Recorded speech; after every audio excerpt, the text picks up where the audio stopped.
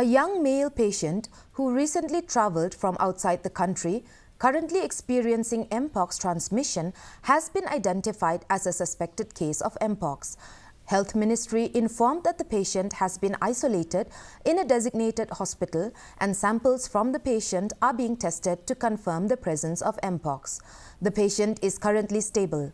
The ministry further said that the case is being managed in line with established protocols and contact tracing is ongoing to identify potential sources and assess the impact within the country.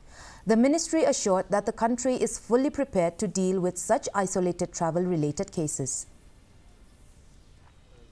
हम outline नहीं करते होंगे कुछ cases manage करेंगे उनको जैसे पिछली this disease spreads from skin to skin contact and also through sexual exposure to the bed sheets of the infected patient could also be a problem.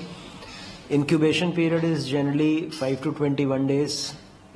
Initial small illness, brief illness of fever, followed by rashes on the hands, on the face, in the genital areas.